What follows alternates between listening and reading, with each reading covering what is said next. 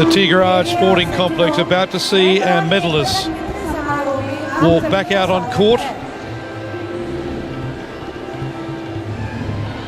The gold, silver, bronze, with, of course, earlier today, England racking up 70 to 47 over Jamaica to claim bronze, to take their medal tally to 37 gold, 59 silver, 45 bronze, a total of 141. But on the gold medal tally in the standings, pipped by the host nation, India, with 38 gold, 37 silver and 36 bronze for 101. As the England side make their way out.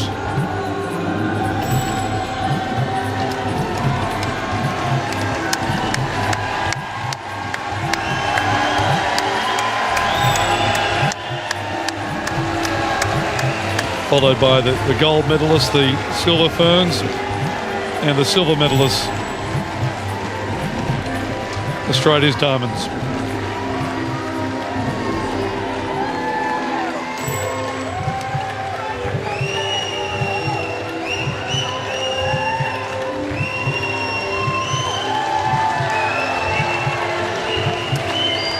Big crowd stayed. The athletes, of course, have all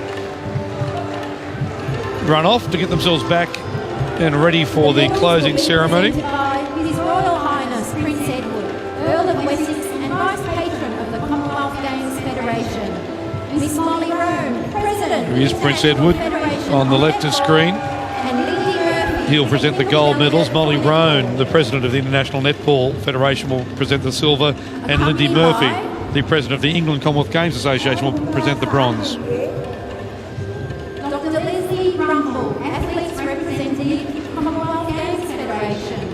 His Excellency Rupert Olivero, High Commissioner of New Zealand, and Marion. And of course, you'll see that closing ceremony live on Foxtel this evening. And Commonwealth Games Federation President of Zambia.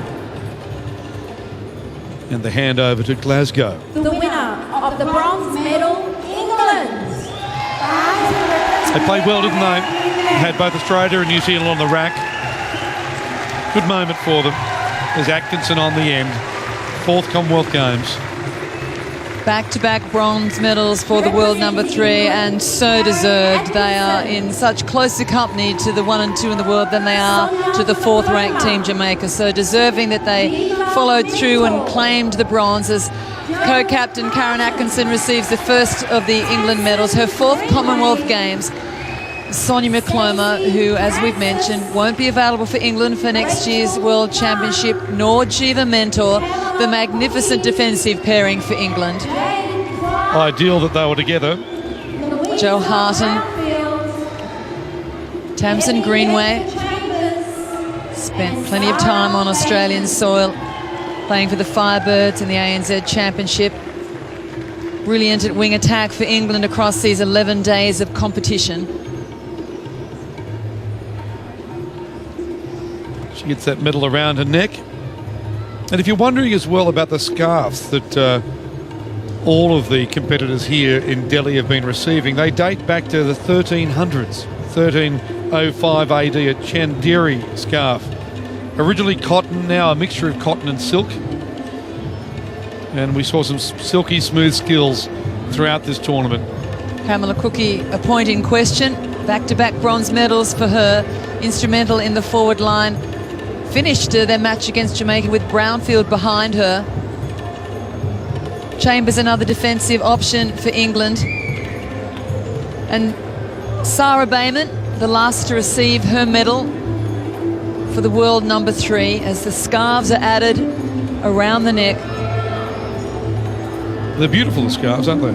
Absolutely stunning, a really special keepsake, and just majesty as the medal bearers came out on court.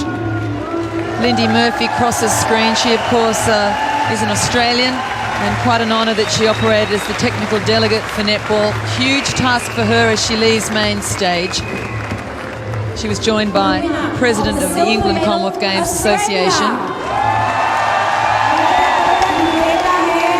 Well, as we saw 4 years prior in Melbourne, the world number 1, and we'll check world standings after this event as they calculate them. Greatly intricate, that calculation. The Australian skipper, Sherelle McMahon. I think the face tells it all. It's not the colour she'd wanted. Her 4th Commonwealth Games, flag bearer for Australia, and the Australian vice-captain. A fine game from Natalie von Berto. Molly Roan presenting the medals. Susan Prattley, one of the torchbearers for this Commonwealth Games in Sydney. Lauren Nurse started the game at wing attack. Queensland Firebird has been in great form. So too her teammate, her Firebirds teammate, Natalie Medhurst, who will be married on return to Australia from these games. Renee Hallinan, just sensational at wing defence. Made her debut in 2009 and then was named International Player of the Year for the Diamonds. Kim Green, along with Catherine Cox, coming on for that last quarter and putting Australia in the extra time position from 7 down. One of the stars of the Diamonds team, Monia Gerard, and the cheers probably going up.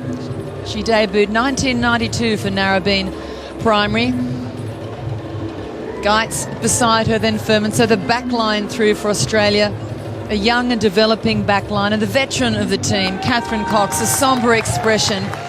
Hopefully the thought of the missed goal that would have given Australia a gold medal well away from her mind, because she put them in a place to contest it. It doesn't look at We that, thank her for that. No, I think the thought lingers.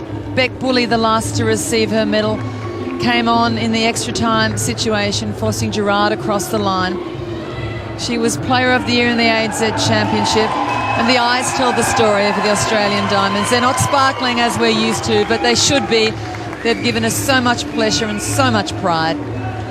Australia, of course, finished with 176 medals. Gold medalists, New Zealand! And no doubt that noise deafening in the ears of the Australian Diamonds. Casey Williams, the Silver Fern captain, absolutely ecstatic. Five gold medals for the Kiwis, and one of them here. Well, she is a magnificent defender, one of the world's best. Whooper Eaty, not on court in the final. Irene van Dijk, the world's most capped player, had a tussle against Furman, was kept a little quiet, always a smile though, and always integral. And Tu Tai Air, the golden girl of the Silver Fern performance.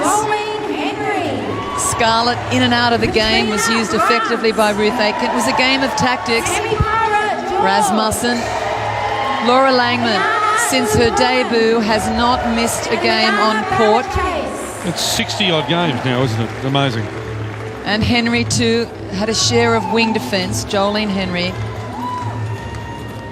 Grant, the last line of defence, is absolutely ecstatic. And the vice-captain, Temapara George, wants a hug. The darling of New Zealand netball. Hugs Prince Edward. Liana de Bruin switched from South Africa to the Silver Ferns with great reward. And Barrett Chase too. She put the Kiwis in a great position, set them on fire when she took the court, replacing Temapara George.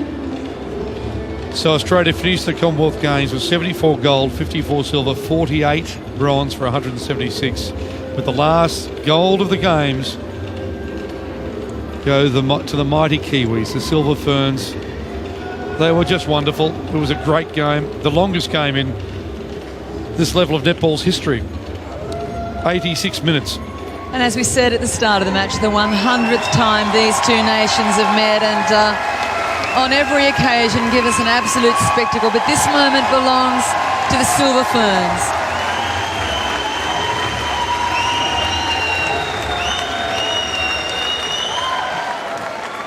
Ladies and gentlemen, the national anthem of New Zealand. देवियों और सज्जनों, स्वर्ण पदक विजेता New Zealand की राष्ट्रीय धुन।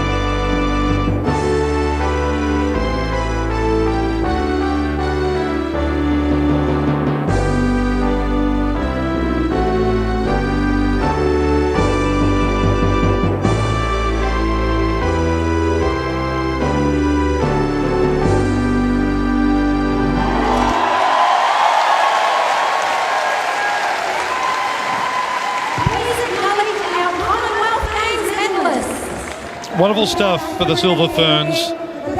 And of course, this evening you will see that closing ceremony on Foxtel, the closing ceremony of the 19th Commonwealth Games. It'll see the handover to Glasgow, where we'll gather again in 4 years' time. And I imagine you'll probably hear the pipes as well, and it'll be a moving ceremony for sure.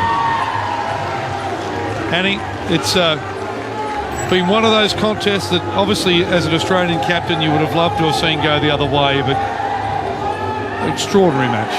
Oh, I think more than my personal disappointment for the Diamonds is my pride in how they performed, and my thanks to both sides for creating such a spectacle on court. That's got to be the standout contest of these games, and perhaps the all-time contest in international netball. And what a privilege and what a pleasure for us and all of those watching to witness such commitment and skill.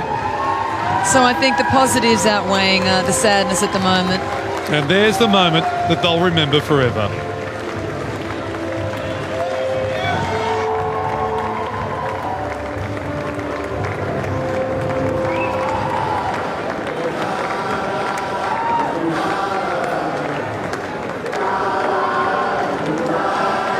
A little bit of Dave Dobbin as well, and the girls are going to start dancing and singing. Good luck to them.